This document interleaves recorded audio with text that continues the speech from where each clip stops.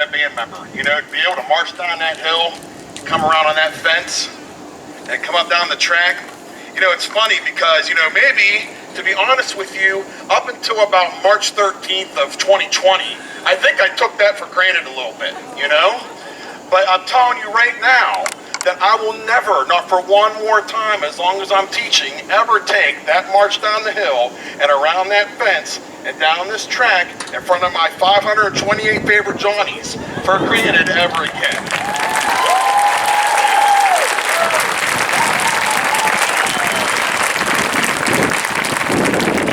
I'm so excited to show them off to you. They've been working so hard since basically July 8th is when the drum line met for the first time. All right, and really since July 8th, we have been motivated intrinsically. All right, which is the hardest type of motivation to have, right? Isn't that the hardest to have? It's easy to be motivated when you know there's a reward at the end of the race. It's hard to be motivated when you got to get up at 7:30 for that 8 a.m. class, right? With mom and dad not around to tell you to get up at 7:30 for that 8 a.m. class, right? You have to have intrinsic motivation to be able to do something like that, right? And so these kids are learning it early, and they're going to be better prepared for when they go on to the next phase of their life. So that's one huge, big positive from all this mess that we've been going through together. All right? We're going to show off a little bit of our, well, you're going to see the whole pregame show is what you're going to see, all right? Welcome.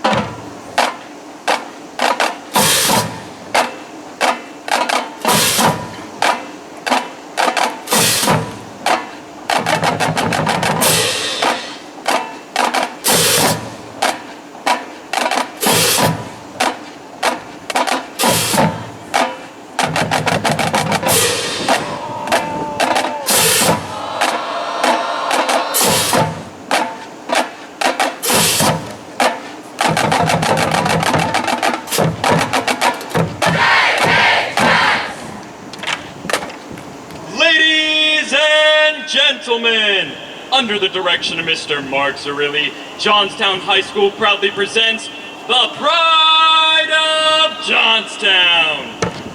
Your Johnstown Johnny Big Red Man!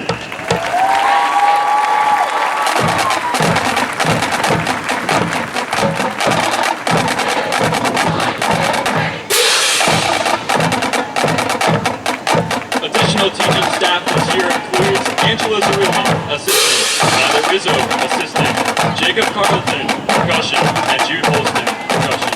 Musical arrangement by Jacob Carlton, Joshua Duffer, Greg Dunn, Mike Wojtek, and Tyler Rizzo.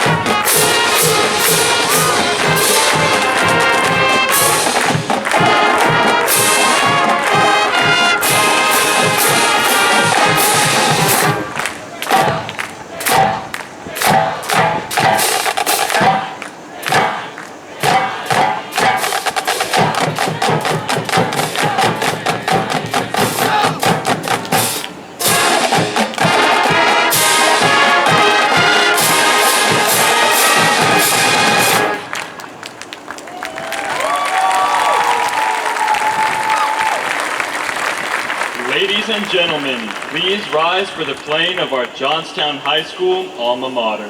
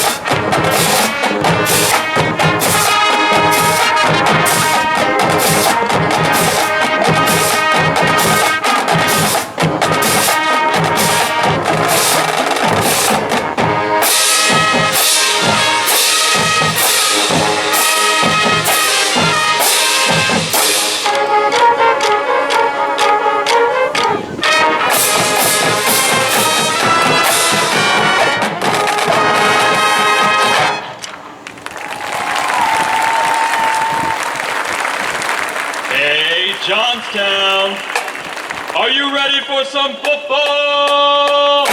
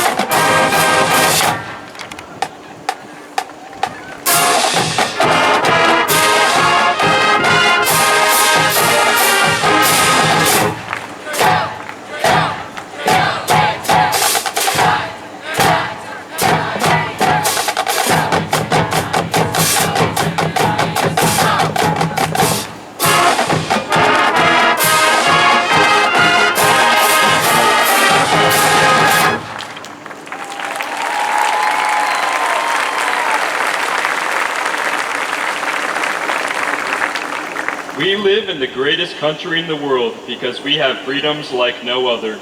To honor America and in respect for all who have served our country to defend the freedoms that we enjoy, we ask everyone to stand. Gentlemen, to remove your hats, and everyone to place their right hand over their heart at the first note of our national anthem, the Star-Spangled Banner.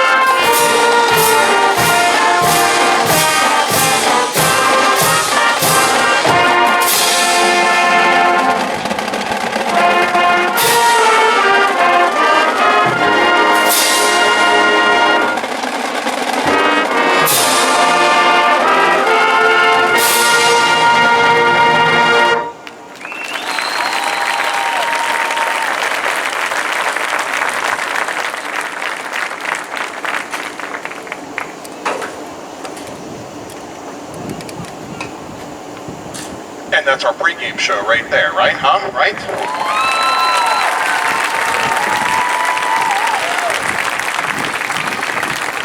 Okay, Pam, you can hear me, yes? Okay, great. I was thinking earlier, a couple weeks ago, you know, I wanted to talk to you guys for a minute and like, what was I going to say while I'm giving them a little bit of a break? But I wanted it to be a meaningful pause. So I started to think about, like, what are the most meaningful traditions that I do as a teacher with my students? And to be quite honest, I think the most meaningful tradition that I've ever done as a teacher with my students, I've done it every year since I started teaching. But at the last night of band camp, I always share a story with my students. It has to do about the story of a baseball player named Joe DiMaggio. And, you know, like I said, normally I share this with my students at camp. But this year I decided I also wanted to share it with you, their parents. Because I really think that this story is so relevant to what all of us are going through right now. So if you would allow me to share this brief story with you, I'd like to share it. Would that be okay? All right. So, Hey, freshmen, you better pay attention, okay? Freshmen, pay attention. Eighth graders, pay attention. All right. Sophomores, you may have heard this one. Juniors, a couple times. Seniors, this is the last time you're going to hear this story. Last time. there's a baseball player named Joe DiMaggio. He's the second greatest Italian American to ever live, by the way. The second greatest, right? I am also Italian American. So anyways, Joe DiMaggio, a lot of the kids might not know who Joe is, but a lot of us older folks might know Joe DiMaggio. He was a great, famous baseball player, played for the New York Yankees. And at the time of when he was playing ball, he was probably the one of the best athletes, in a time before Twitters and YouTubes and ESPN Sports Centers. Everybody knew who Joe DiMaggio was, all across the country. He was the best baseball player for the best team, biggest city in the world, right?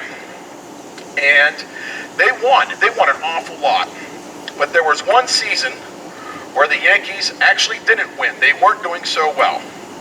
And it was towards the end of the season. Joe DiMaggio was playing, and maybe there was a couple games left. I can't remember what I read there, but that's not important. Here's the important thing. So they're playing the ball game. Ball gets hit, heading to the out of bounds or, foul ball, and he dives, makes the play. But, he's kind of risking injury by doing this. So the game is over. They're in the locker room. A media person comes up and asks him, Joe, you're the greatest player in the world. You're playing out the season. The season doesn't mean anything. You can't make the playoffs. You can't go to the World Series. Why are you risking injury to go after that baseball in a game that means nothing? And Joe's response is something I'll never forget. Joe's response was simply this. It might not mean something as far as the season goes, but it might mean something to that dad or that mom who took their kid to the game for the first time because they heard how great Mr. DiMaggio was, and I didn't want to let that person down, right? Also, and it's a sad thought to think, but maybe, just maybe, there was somebody in the stands tonight that maybe will see me play for the last time ever, and I didn't want to let that person down either. They had heard about Joe DiMaggio, and I wanted to give them the best version of myself that I possibly could. Because the truth is, you never know if it's the first time somebody's watching you for the first time, or if it's the last time somebody's watching you for the last time. And here's why that story has a little bit more importance to me. I've always shared that with the band as a collective, but really that story is about you being the best individual that you can be for yourself. And I always thought it was kind of an individual type story. But God knows that last March, when I went home from school on the 13th, I had no idea that was the last time I was going to get to teach that senior class. I wasn't ready for that. I wasn't ready for that. And man, it messed me up. It really messed me up bad. I had a hard time recovering from that, to be quite honest with you. You know, we had just taken the symphonic band and the concert band to district contest. Both bands played really extremely well. I mean, concert band got a 1 on the stage. That's the first time that's happened since I've been here. Symphonic band got straight 1s on the stage. That's, you know, wow, we're going to go to state. And I was on cloud 9. And here we go. Let's go. And then Friday, we go home. Next thing I know, kids aren't coming back on Monday. All teachers are in the commons area. Next thing I know, at noon, we're getting sent home. I'm like, what's going on? And then I didn't get to see those kids the rest of the time. I had a hard time with that. But Joe DiMaggio brings me back. So I'm not gonna waste another opportunity. You know, I had a couple people say, Mr. Dre, I loved your energy last night, because I've been so excited about last night and tonight for so long. I'm having a hard time holding it in, to be quite honest. Having a hard time holding it in.